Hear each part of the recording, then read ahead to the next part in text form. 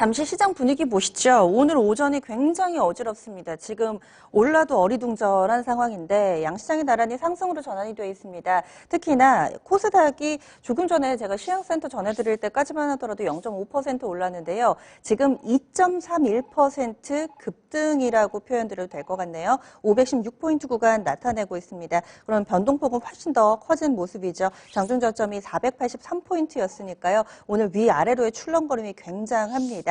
이런 가운데서 지금 외국인이 많이 샀다라고 말씀을 드렸는데 수급 보니까 지금 거의 뭐 외국인의 물량 전체적으로 비차익 프로그램 매수 물량이라고 보셔야 될 것 같아요. 오늘 코스닥으로 프로그램이 어마어마하게 들어옵니다. 현재 1,732억 원, 이 가운데서 차익이 1억밖에 안 되고요. 다 비차익입니다. 비차익 바스켓 매매로 코스닥 물량 들어오고 있고, 그리고 유가증권 시장도 현재 분위기 따라가고 있습니다. 유가증권 시장 좀 전에 상승 전환이 나왔다가 지금 그 근처에 줄다리기고요. 이런 부분은 미국 나스닥이나 S&P 500 선물 쪽으로도 움직임이 사실 이쪽이 먼저 나왔는데 S&P 500 선물하고 나스닥 선물 3% 거의 4% 육박하는 상승 움직임, 아무래도 또 간밤에 많이 밀렸기 때문에 일정 부분에 반등 흐름 띄고 있습니다. 요즘에 변동폭이 어마어마하죠. 게다가 시장을 출렁거리게 할 만한 그런 여러 가지 이슈들, 이벤트들 많이 나오고 있는데요. 오늘 더 이슈 주제도 이와 관련된 내용입니다. 함께 보시죠. 네. 전 세계적으로 코로나19를 극복하기 위한 여러 가지 금융 공조가 나오고 있습니다. 국내에서도 이와 관련된 움직임 활발한데요. 이 금융 안정화 대책, 지금은 어느 정도 수준까지 카드를 꺼내 들었는지, 그리고 그 효과와 앞으로 나올 만한 카드에 대해서도 들여다보겠습니다. 어느 정도 예상이 됐었는데요. 어제 한국은행에서도 금융통화위원회를 열었습니다. 긴급하게 연 거고 장 마치고 나왔던 내용입니다. 0.5%포인트 인하가 됐습니다. 빅컷이라고 이야기를 하는데 사상 처음으로 제로금리 시대가 열렸죠. 그래서 기준금리가 0.75%로 인하가 됐습니다. 미국에서는 1%포인트 대폭 인하를 했는데 이 부분과 관련해서 여러 가지 좀 얘기들이 있습니다. 미국도 이 정도 내렸는데 우리가 이 정도 내려서 되는 것인가? 그리고 약간은 좀 시기에 대해서도 갑론을박이 있는데요.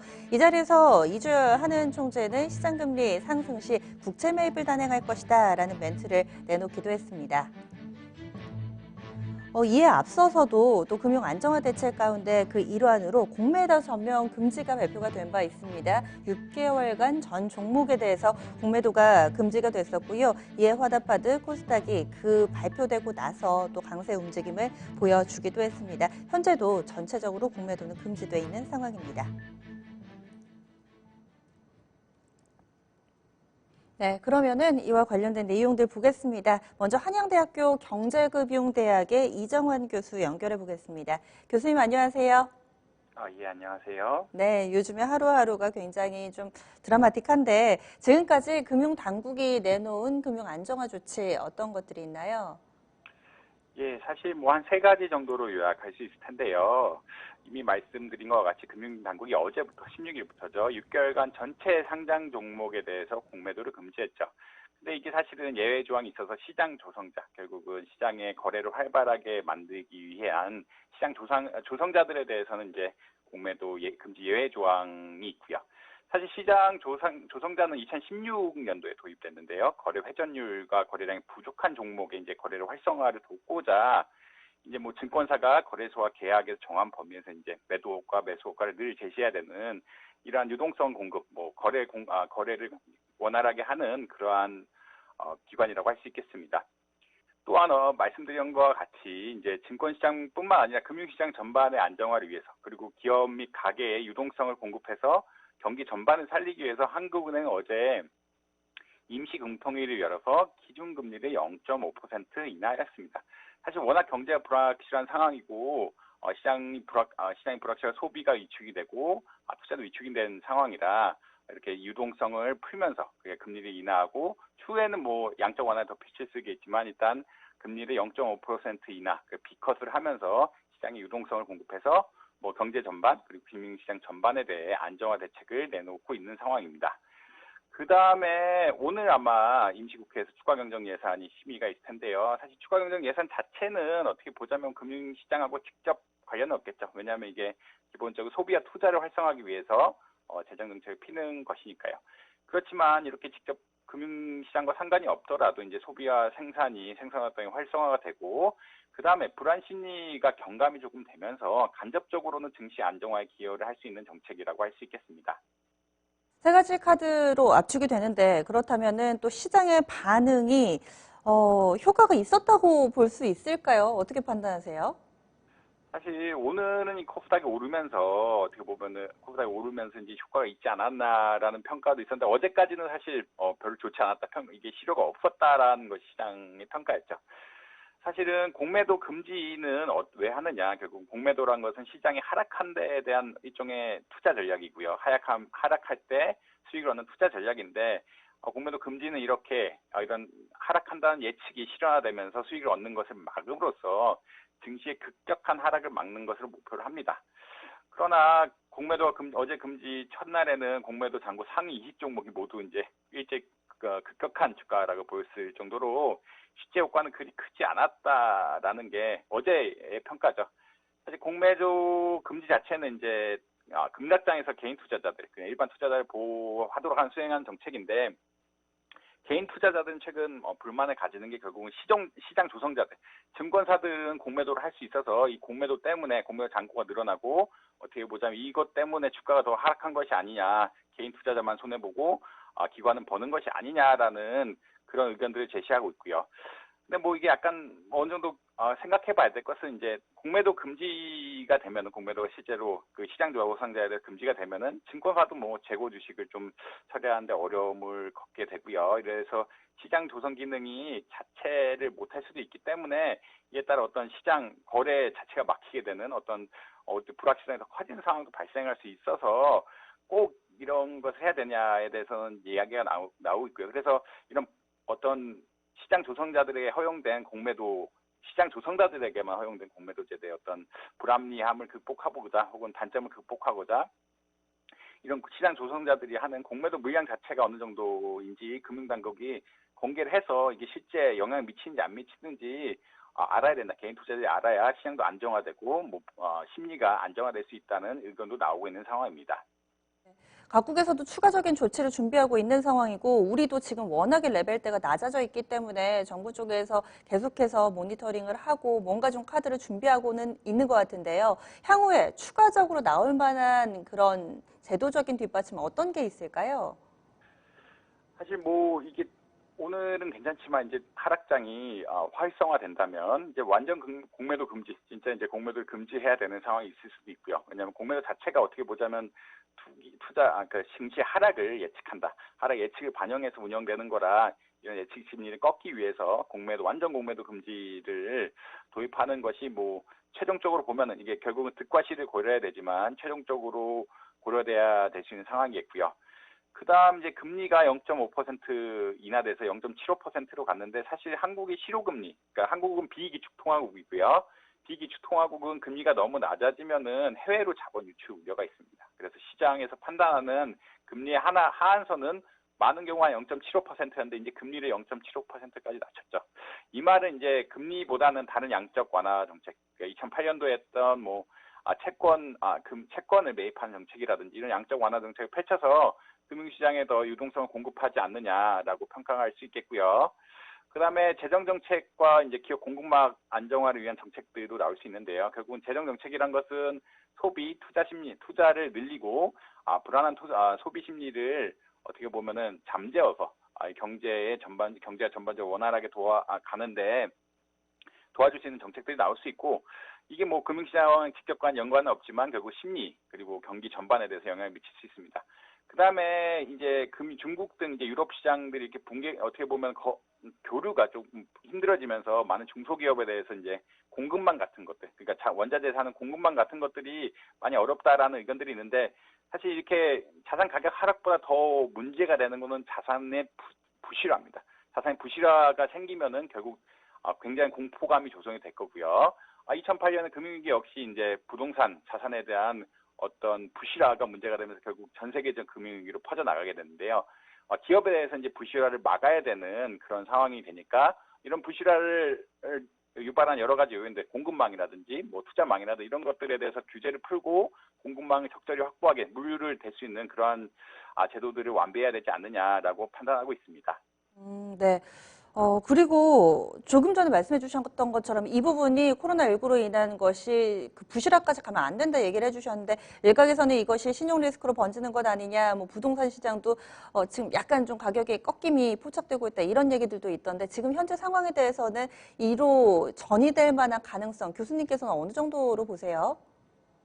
사실 이제 기업을 운영하는 것이 기본적으로 여유 자금, 유동 자금을 가지고 운영을 하기 때문에 단기간 한두 달간 문제가 된다고 해서 당장 부실화가 나타나는 것은 아닌데요. 최근에 이제 두산중공업 사태라든지 두산중공업이 이제 어떻게 보면 원전 건설들 등에 의해서 이제 부실 채권을 못 갚겠다. 이게 잘 부실화가 이루어진다라는 평가들이 있고, 그다음에 많은 중소기업들이 이제 유동성 공급이 끊긴다든지 아니면 물류망이 제대로 운영이 안 돼서 다시 말해서 원자재 공급 못 받으면은 당연히 중국에서 많은 뭐 싼 원자재들 수입하기도 하는데 원자재들 공급이 원활하지 않으면 생산이 안 되고 이렇게 생산이 안 되면은 결국 자산의 부실화가 될 수밖에 없기 때문에 왜냐하면 흔히 말해서 운전자본이라고 하는데 운전자본이라는 것은 결국 기업들이 현금을 가지고 임금도 지불하고 원자재 값도 지불하고 이런 것은 결국은 매출액이 나와야 운전자본이 만들어지고 운전자본을 통해서 자본도 원자재도 사고 원자재 산 걸 바탕으로 임금도 주고 여러 가지 소비 진흥이 이루어지는데 결국 오래 지속되다 보고 이렇게 물류망 자체가 붕괴되면은 당연히 자산 부실화의 우려가 커질 거고요.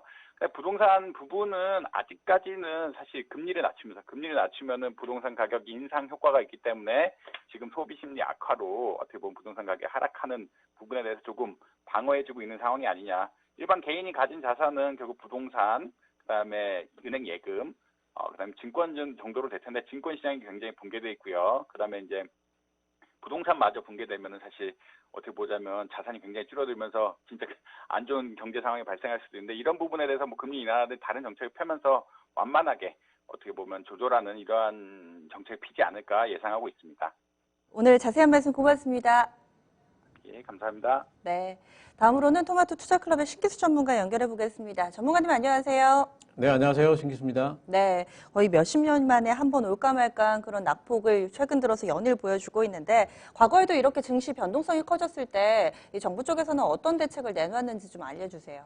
예, 뭐 일단 그 임시금통위가 어제 이제 열렸기 때문에 임시금통위 했던 전력을 좀 보게 되면은요, 그림이 좀 나올 텐데요. 9.11 테러 당시에 9월 11일 이후에 9월 19일 날 임시금통위를 열어서 그때 이제 50베이스 포인트 0.5% 금리 인하를 한 적이 있고요. 또 금융위기 당시 이제 리먼 사태 때죠. 이때는 10월 달이니까 10월 27일 날 0.75% 금리 인하를 한 부분이 있습니다. 근데 이때 보게 되면은 미국하고 우리나라하고 그러니까 미국이 내려주면은 우리도 같이 좀 내리고 이렇게 동조화되는 우리는 좀 뒤따라가면 좀 내리는 이런 부분들이 있고요. 이번에도 이제 미국이 지난 이 코로나19 때문에 0.5% 그리고 나서 이제 또 1.0% 또 내렸죠. 이제 이런 부분들이 있기 때문에 어제 이제 또 임시금통위를 열어가지고 같이 내렸고 이번에 같은 경우에는 조금 더 나아가겠다. 국채도 매입을 하겠고 은행채까지 매입한다는 이제 얘기를 했기 때문에 조금 더 나은 걸로 보고 있습니다. 네. 과거에도 이런 분위기가 좀 나타났었는데 그러면 이번에 금리를 인하했습니다. 한은의 금리 인하가 우리 시장에는 어떤 영향 미치고 있다고 보세요? 사실 그렇게 지금 글로벌 증시가 굉장히 좀 변동성이 커지고 어제 같은 경우에는 이제 미국 증시가 뭐 거의 한 13% 가까이 빠졌는데 네. 뭐 정책 효과는 좀 이런 부분에서는 사실 그렇게 방어 효과라든가 이런 부분들이 좀 크지는 않다고 보고 있습니다. 그리고 어제도 이제 금리를 인하를 했다는 뉴스가 나온 이후로 시간에서 보게 되면은 우리나라 주가가 좀 빠졌거든요. 그 얘기는 이제 이 부분에 대해서 충분치 않다고 보고 있는 거고요.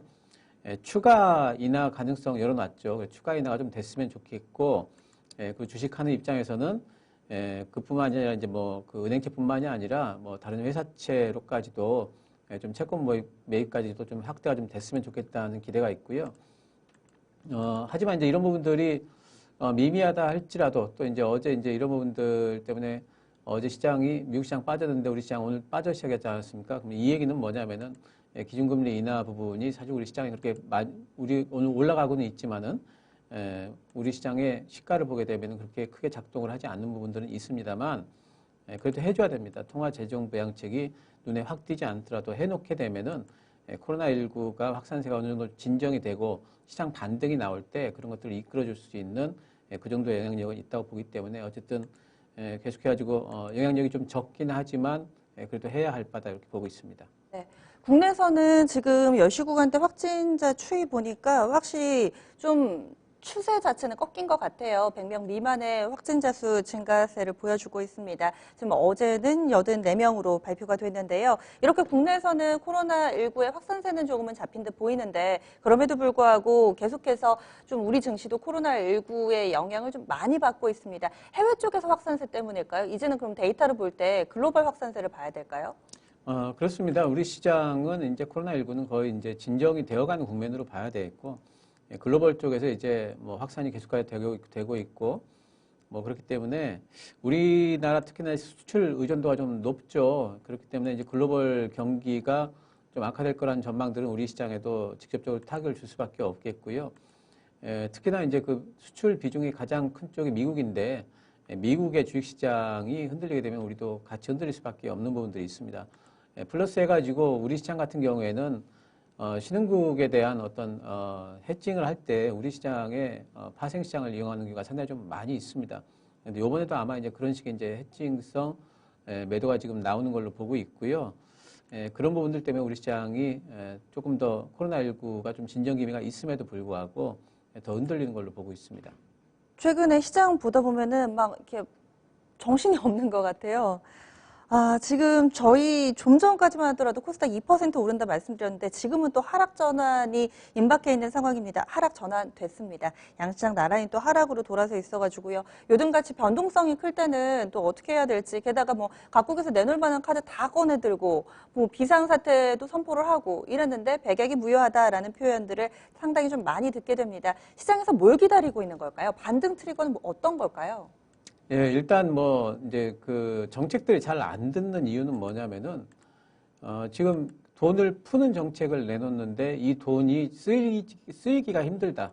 그러니까 각국을 지금 이제 미국은 유럽 쪽에서 들어오는 걸 막고 있고 유럽도 외국인들 여행을 막고 있고 프랑스도 오늘 보게 되면은 이동 제한이 걸렸고 이렇기 때문에 이런 부분들이 돈은 풀렸지만은 과연 기업 활동이 제대로 될까? 또 거기다 플러스 해가지고 또 생산 차질 이런 것들이 있겠고요. 또 이제 애플 쪽 보게 되면은 애플뿐만이 아니라 이제 많은 기업들이 그렇겠죠. 이제 영업 차질 같은 것도 이제 있기 때문에 결국에는 이제 돈을 풀었지만 이게 돈이 잘 돌아갈까? 돈맥경화에 대한 이제 우려감들이 있으면서 시장은 정책의 어떤 그 약발이라고 할까요? 그런 부분들이 조금 좀 안 먹고 있다 이렇게 보이지만 이 부분이 이제 정책발 이제 어떤 모멘텀이 이제 살아나려면은 아무래도 그렇기 때문에 이제 코로나19가 좀 진정세가 좀 되면서 이동 규제 같은 것도 좀 풀리는 그런 부분들이 좀 나타나야 될 것 같고요. 그림이 있는데요.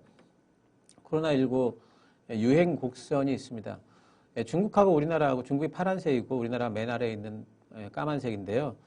보게 되면 이제 보통 그 비상사태 선언 이후로 중국하고 우리하고 거의 동일하게 한 2주 정도쯤에 피크를 치고 진정세에 들었거든요. 이런 것들을 보게 된다면은 지금 현재 이탈리아 그리고 이란, 독일, 프랑스가 거의 2주 정도가 되어 가기 때문에 비상사태 선포 이후로 이제 피크를 향해 가고 있고, 근데 미국이 지금 이제 한 2주 정도가 남은 것 같습니다. 이제서 올라가고 있는 부분이 있기 때문에 그래서 앞으로도 코로나19의 글로벌 피크라면 한 2주 정도가 더 있어야 될 걸로 보고 있기 때문에 한 2주 정도는 정책의 어떤 약발이 왜 안 됐느냐 이런 얘기는 계속 나올 것 같지만 그 이후에는 반등을 좀 모색하지 않겠느냐 뭐 생각을 하고 있고요. 우리 주식시장만 보게 된다면은 지금 일단 그 현재 그 해외 시장 그 미국 시장의 S&P 500의 역대 이제 하락 그 이벤트가 있을 때마다 하락이 얼마 되는지 좀 표를 좀 보면은요. 지금 어제 이제 그 낙폭이 한 13% 더 나왔기 때문에 어제까지 해가지고 이제 고점 대비 낙폭입니다. 맨 오른쪽이 요번에인데 마이너스 26.8은 그저께 거고요. 요게 한 32% 정도까지 좀 빠져 있습니다. 그걸 보게 되면은 2000년도 IT 버블 때, 맨 왼쪽에 있는 2000년도 IT 버블 때만큼 빠졌거든요. 그래서 굉장히 이제 많이 빠진 걸로 봐야 돼요. 그것보다 더 빠지면은 이제 글로벌 금융위기 때 2007년도에 빠진 폭인데, 그래서 굉장히 좀 이례적으로 좀 많이 빠져 있는 부분들이 있다. 이제 이렇게 좀 봐야 되겠고요. 이렇게 빠지면서 우리 시장 같이 빠졌는데, 우리 시장의 지금 밸류를 보시게 되면은 3월 13일 날 기준입니다. PER이 8.5배입니다. 글로벌 금융위기 이후에 평균치 수준으로 되어 있는데 지금은 더 빠졌습니다. 그래서 지금은 7배 정도까지 지금 빠져 있고요. 그래서 굉장히 쌉니다, 지금은. 저점 매수가 충분히 가능한 구간이다. 가격으로만 본다면. 이제 그런 구간을 보고 있기 때문에 일단 밸류가 싸서 우리 시장이 오늘도 그런 부분들 때문에 미국 시장보다는 좀 견조함을 좀 보이고 있다 보이고요.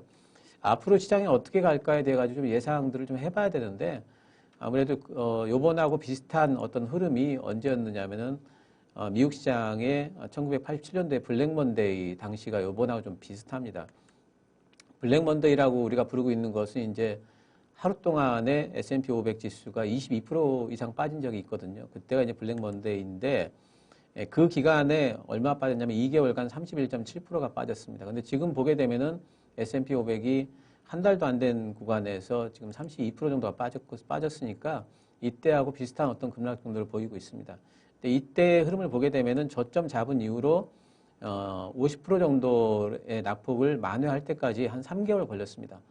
근데 요번에는 저는 조금 더 짧은 기간 동안에 낙폭 만회가 좀 일어나지 않을까. 왜냐하면 더 급히 빠졌기 때문에 조금 더 이제 한두 달 안에는 좀 낙폭을 좀 회복을 하지 않을까 이렇게 보고 있고요. 뭐 적어도 2, 3개월이면은 50% 만회는 될 거다. 그리고 그 이후에는 하반기 실적을 보면서 움직이지 않겠는가 보기 때문에 이제 이런 부분에서 지금 어쨌든 간에 싸다 하는 부분들이 기댈 수 있는 부분들이 될 거고 그런 부분들이 오늘 같은 경우에 보게 되면은 우리 시장을 좀 지지하는 부분들이 있는 것 같기 때문에 그런 부분들에 좀 기대해 볼 만한 시장이다 이렇게 보고 있습니다. 네, 오늘 자세한 분석 고맙습니다. 감사합니다.